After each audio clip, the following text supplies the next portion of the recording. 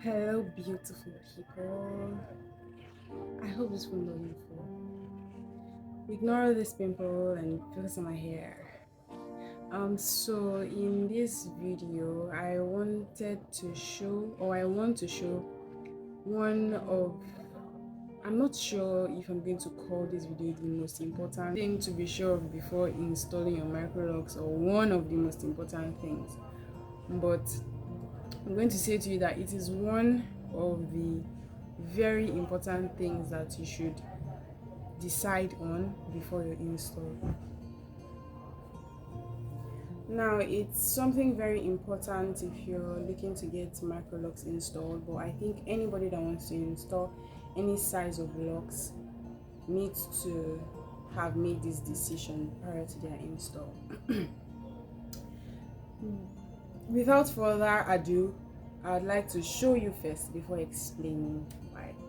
I don't know if you've noticed in my other videos how short the locks at the back of my head look.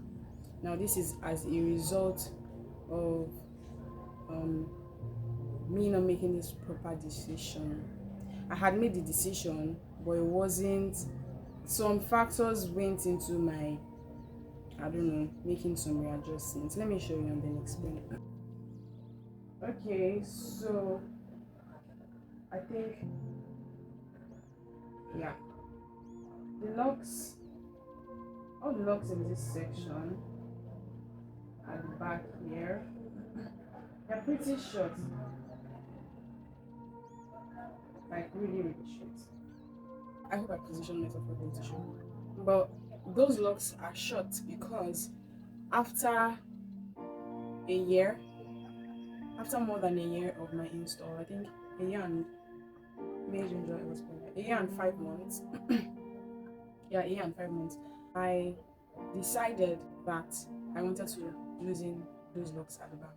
Now, these locks at the front here, they are really tiny. Like, I don't know how many millimeters thing I'm going to call this compared to locks at the back, or locks at the middle of my head. So what happened was I started installing my locks myself, like the twist, and on the 7th day, the initial loctician I contacted to help me reached out to me, and she was like, "Oh, how far have you gone with your install?" Because when I reached out to her and I saw that I could not afford her services, I then decided I was going to do it myself. So I showed her how far I'd gone, and she was impressed because I was determined and I did it. Like, I didn't waste time after telling her, "Oh, I would just do it by myself." So she was impressed, and then she offered to help me. So I had done the front, I had done the middle, and it was remaining the back and one part of the middle. So let's say I divide my head into six. I had done one, two, three, so she estimates 4, 5, 6. She and two other of her apprentices. So the way I twisted my hair individually, I didn't twist very tight. Mine were loose and as such, they looked large. And let's assume they were looking at the section. I thought my sections were very thin. So this is my hair before I went in to divide each of these twists into two. This was how large these sections were. I did not really touch the ones on the sides of the head, just the front.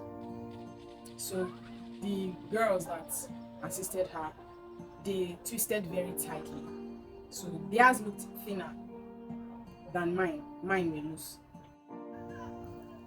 So you see, the grid and sizing the apprentices made the back of my head wasn't far off from what I had done at the front of my head, but because the twists were tight, I thought it was thinner and I needed to make the ones at the front of my head thinner.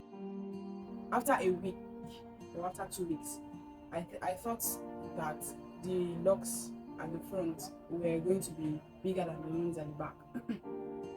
But I was wrong, because eventually the locks that were growing out were going to take on the size of like the grid. I don't know if you get, like, it was the twists that were too tight. So I went in and divided all of the locks. Like, I loosened the locks at the front, like majority of them, and made them, like, I'll take one and divide into two. So these locks that you see at the front, they were actually like two. They were actually 2 to 1. So I guess about the size. So I went in and divided them, and it was just the front I divided. Now eventually, meaning they had become thinner than the ones at the back, but I had still not. I just had not realized it yet. So after a year and 5 months, or even before that year and 5 months, like, I started noticing that the locks at the back, my hair looked flat.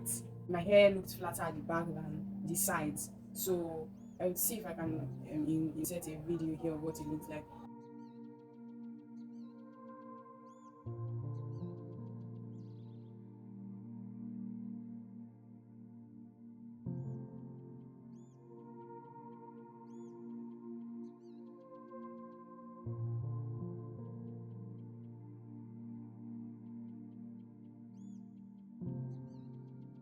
So the I think that's how it works actually. The bigger your locks, the less full it is, and the tinier, the more closer.